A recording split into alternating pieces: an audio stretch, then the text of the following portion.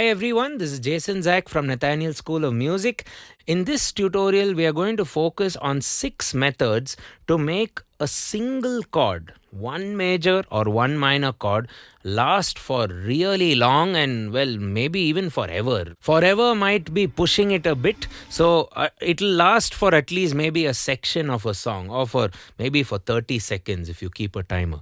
So I'm going to look at 6 of the methods that I have used a lot in my journey as a musician, obviously inspired by a lot of other great musicians out there, which I will point out as we go along through the lecture. If you have other suggestions or other ways to get this done or any other tools of the trade, do feel free to leave us a note in the comments. Okay, so before we get started, all of my handwritten notes and the notation for not just this lesson but all the other stuff that we do on our YouTube channel will be available for you on our Patreon page. Do consider being a supporter now. You can hit the link and go there and get your keyboards out so that you can actually play along with me. I will break this down so it's easy for you to follow along. And also don't forget to hit that subscribe button and turn on the bell for regular notifications. And to avoid forgetting it, you might want to hit it right now. I'm reminding you, literally right now. Press the button and yeah, that's about it. Let's get cracking. So first off, let's pick a key. I might be changing it throughout the lesson just to have some fun, but let's start with D. And let's just take a D major triad, which is D, F sharp, A. Now you might want to get acquainted with the 3 shapes of this particular chord, which is D, F sharp, A, F sharp, A, D, and A, D, F sharp. These are all the positions of D major chord. The first way, which is probably the most common way to do stuff with a single chord to kind of make it more interesting, is to use suspensions or what we call as suspended chords. There are 2 kinds of suspended chords in music theory. First off, we have a sus4, which would take the major chord, suspend the third. So suspended chords basically mean you will not have a third. Instead, the third will move to another note, which is either the perfect fourth or the major second. Perfect fourth of D would be G, major second would be E, and then resolve to D. So you can kind of float this in a performance. So you can go can also inspire the melody.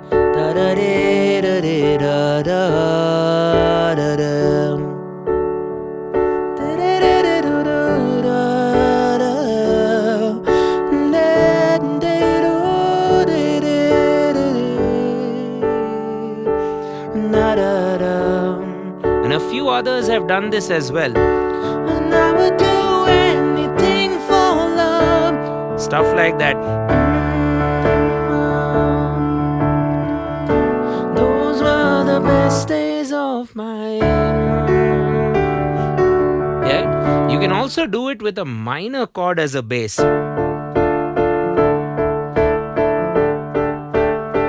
Show must go on.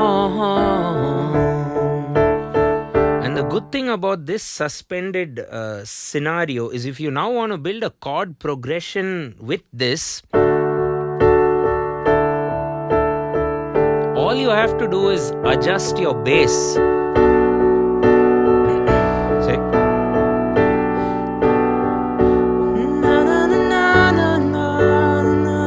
A lot of pop songs do this.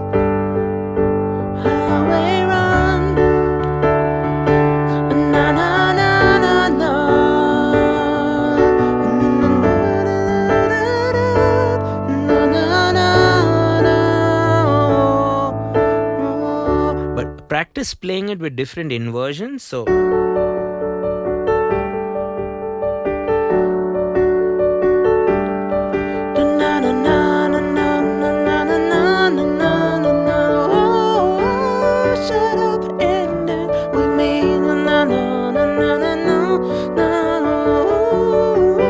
So literally each style and each inversion you play will just inspire you to play the other song. In fact, I'm not really prepared which song goes at which point in this lesson, but you get the idea. It's just the inversion, you know.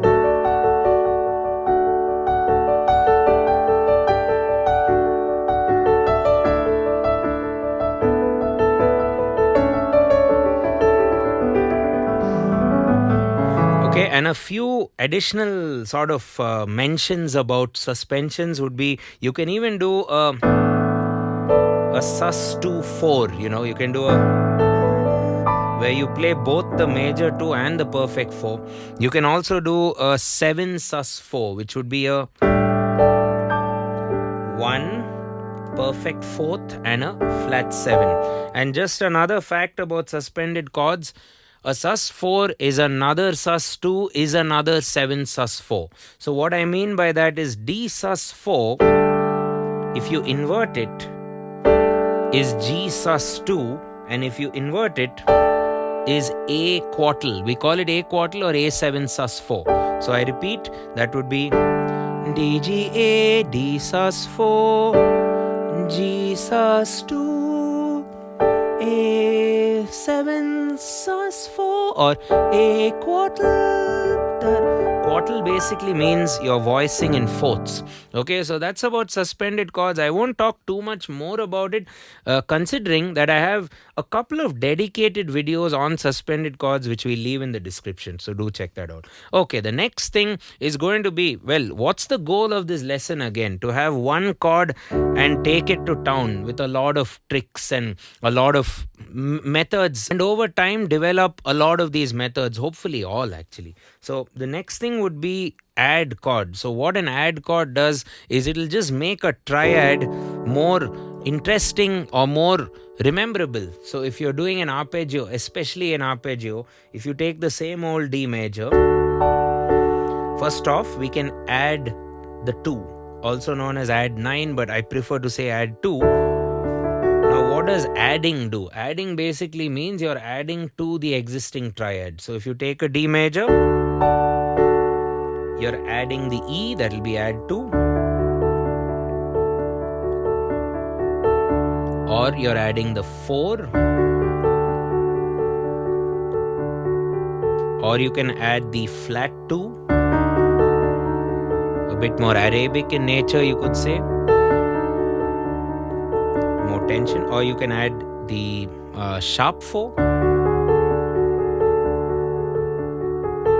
very ethereal, very dreamy. So these are the adds you can do with the 2 and the 4. What are they? The usual ones would be add 2, add 4. So you call it D add 4. That's the name of the chord. And then if you play D major add flat 2, you might not want to play the notes together. You might want to kind of arpeggiate it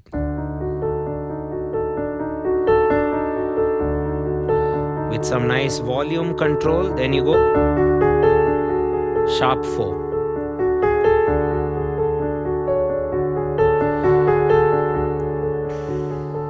This will also help a lot of raga based musicians who would like to improvise over a raga, because you're giving them the 4th note. If you give people these 4 notes, I think they would immediately tell themselves, okay, we can now play this scale over this progression, or maybe we can play a specific scale over that progression, depending on the 7 notes that they want to build or the number of notes they want to use in the scale. Okay, so what are the other add notes? You can add beyond the 5th, so that'll be add 6. You don't call it an add 6, you just say D major 6th. You can also do a D major add sharp 5 or D major add flat 6. Very augmented sound. So you're adding the 6. Then you can add the 7. You don't say D add 7. You say literally D 7th, because it's a very popular, famous chord. So similarly this, you don't say add major 7th, you just say D major 7th. Okay, so those are the add notes to the triad, and you can bring the add notes kind of together and weave them together in a progression, move them around, so to speak. So maybe something like this.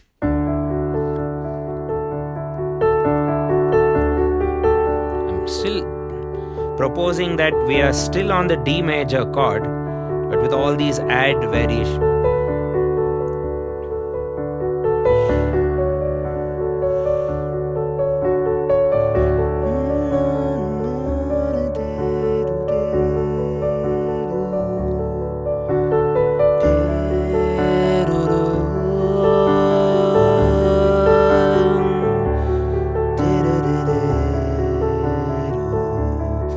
Okay, and as always, you can do the adds and these sort of things with even the minor chord. That one. So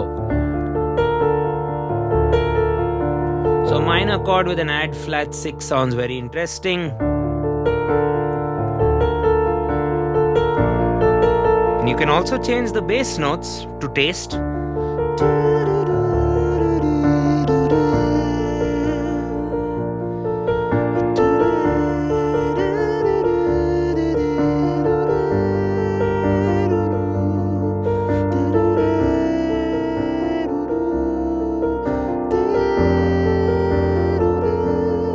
Experiment.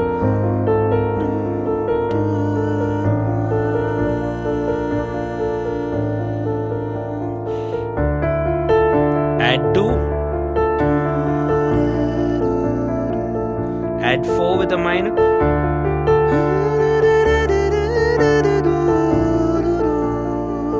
Add flat 6.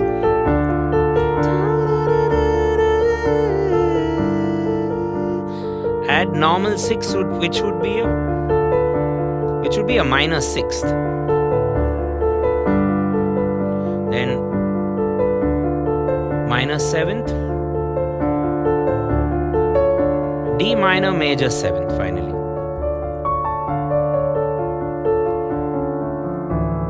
Okay, I've given a way to play Wonderful World using all of these add chords and extensions. Do check that out. We leave it in the description. So, moving on. The next way is it's not very theoretical, and it has nothing much to do with learning a new chord or not too much music theory. It's just thirds, and what I call is floating thirds. So, if you take, again, our very own D major, the first thing you can think of is that this chord is a stack of 2 thirds. You have D and F sharp, which makes up one pair of thirds, and you have F sharp and A, which makes up the other pair of thirds. So you float the pair of thirds basically. And how do you float? Well, you're on the bigger picture, let's say, which is the scale. You could assume that D major triad hails from the D major scale, which has 2 sharps, F sharp and C sharp. So this chord is just a kind of a subset of that scale. So if I float the thirds, it's not going to sound too bad. If I float F sharp and A, 1 down to E, G.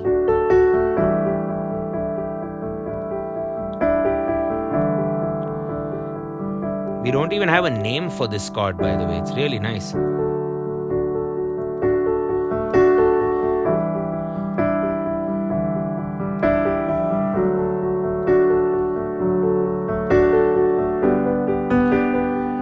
Going up.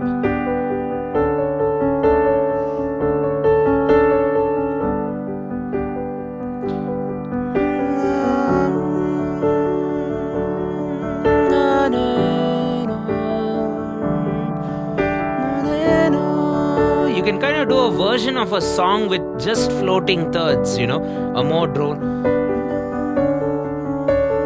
Fill up my senses, fill me again.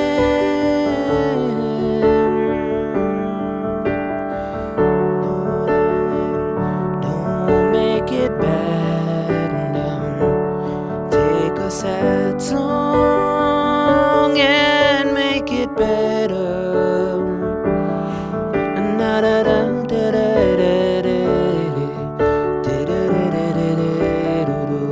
So this is creating a very drone-like sound because I'm not changing my root anchor.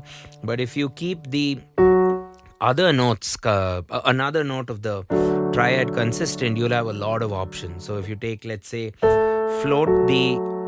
keep the upper A consistent.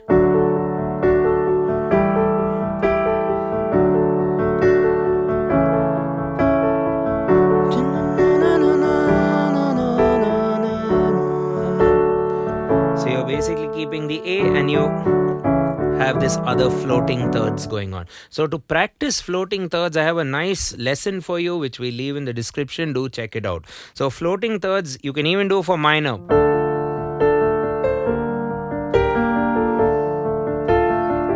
You can even do it for some interesting modes like the Phrygian. In fact, this is a great way to actually bring out the fact that it is Phrygian in the first place.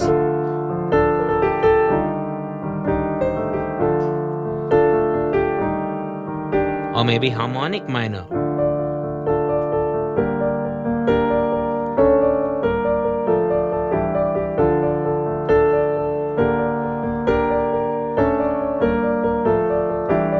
So if you Google the chords of the song and read it, it might just be D minor. So your guitarist friend or whoever your bandmates are, they could continue playing the same minor or the major while you are having some fun here. Or maybe they can also have some fun. Tell them. Okay, so the next approach, method number 4 in this set, would be using Plagal and authentic cadences. Plagal basically means a 4 resolving to a 1. So if you're on the key of D, you played G and D. So this is kind of a passing chord which you use tastefully. The other would be an authentic cadence. Authentic cadence would be a 5 resolving to 1. So again you take this chord, D major. Okay, it's getting pretty boring. It's already boring. Very sleepy.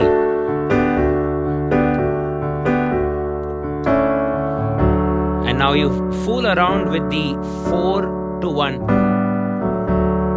resolving to 1.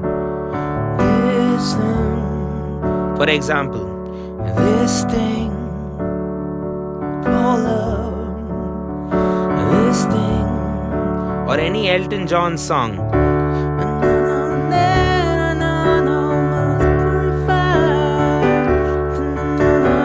In fact, Elton John would do it for every song. He just loves the Plagal, that filler.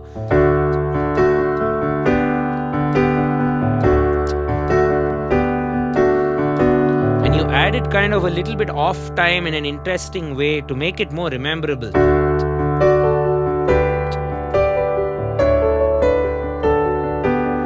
Billy Joel does a lot of the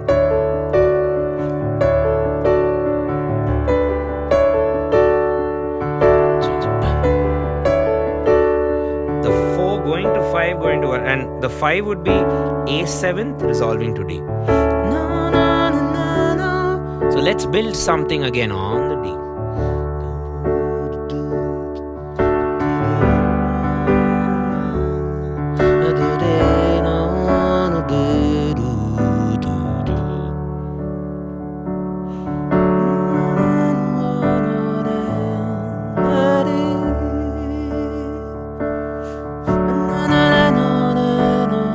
Be used a lot in folk music as well, where you want to retain the chord.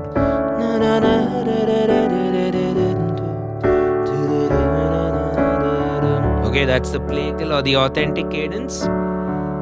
Basically 4 to 1, but you retain your 1 bass. Authentic will be 5, retaining the 1 bass, and then resolving. You can also do this like we have been doing throughout the lecture with minor chords as well.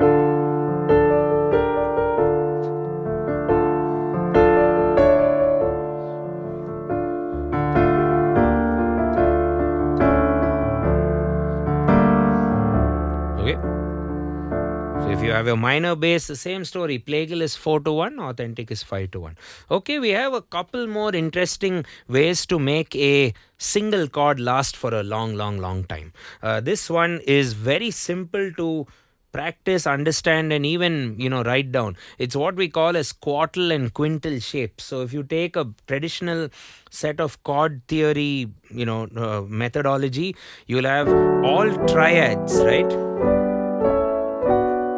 which is 1 3 5, built in thirds basically.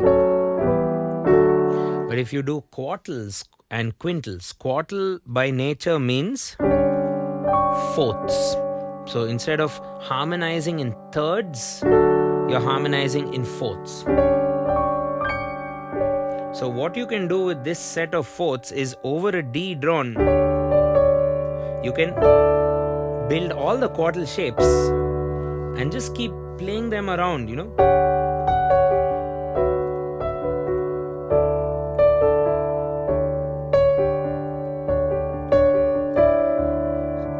Remember, your band continues to play that good old D major, but you're having this kind of fun.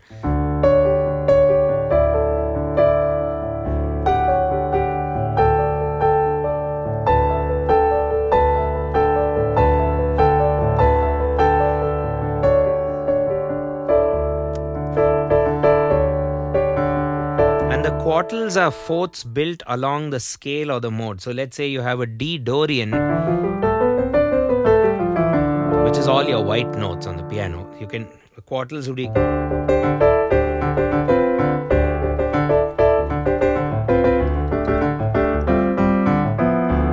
you can do a kind of a funky riff.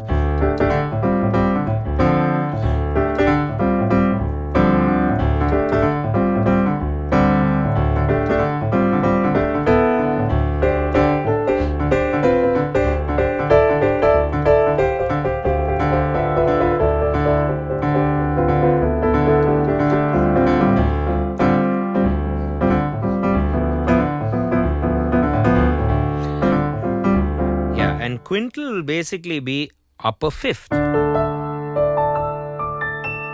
very mysterious sounding shape.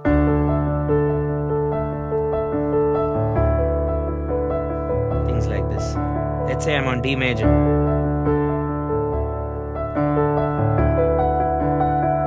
A bit rare, but you could use it to kind of add an atmospheric vibe to your composition. So quartal, quintal shapes can definitely make one chord last for a long, long time.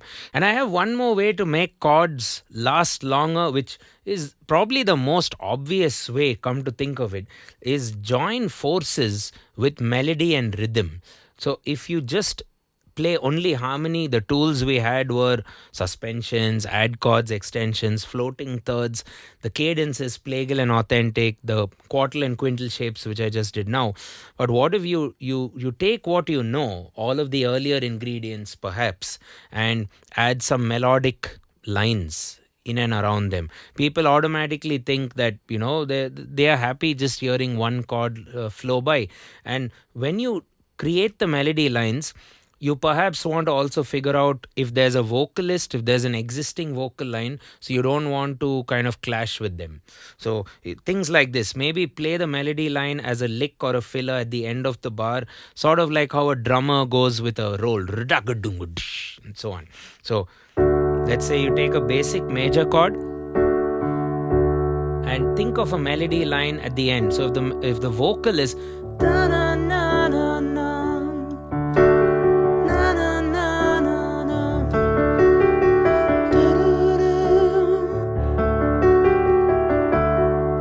maybe this could be your phrasing.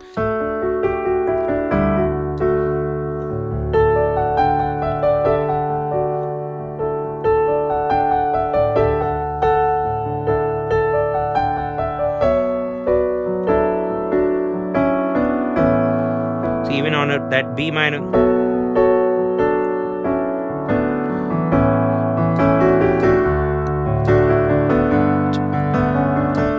So if I'm on A,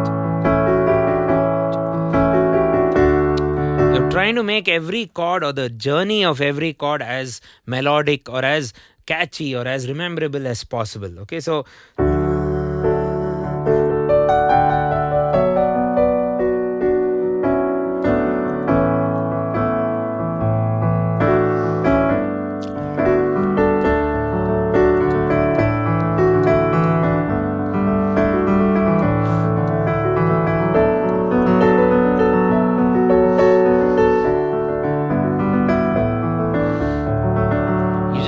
want to clash with the vocals, right?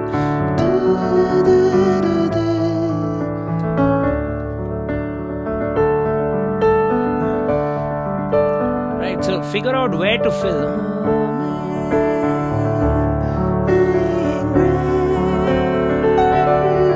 How sweet the sound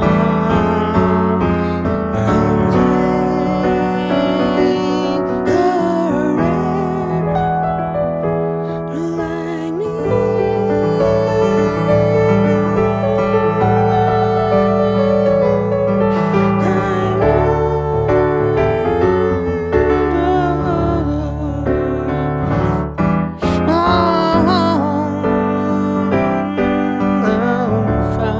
Kind of combining things. But now I see.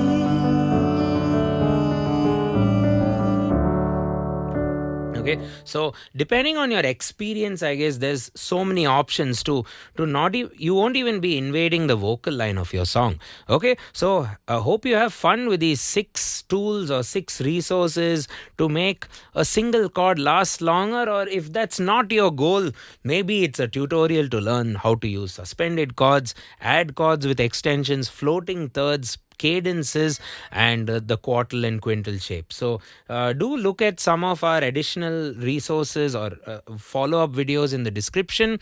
We leave that for you, and let us know in the comments if you'd like to learn something specific. We'll be very happy to consider your requests, and support us on Patreon. Head over there if you can. You'll also get a chance to do some private training sessions, some workshops, and meet and greets with yours truly. And don't forget to subscribe and turn on the bell. That's how these videos reach other people, right? Thanks a ton for your support. Cheers.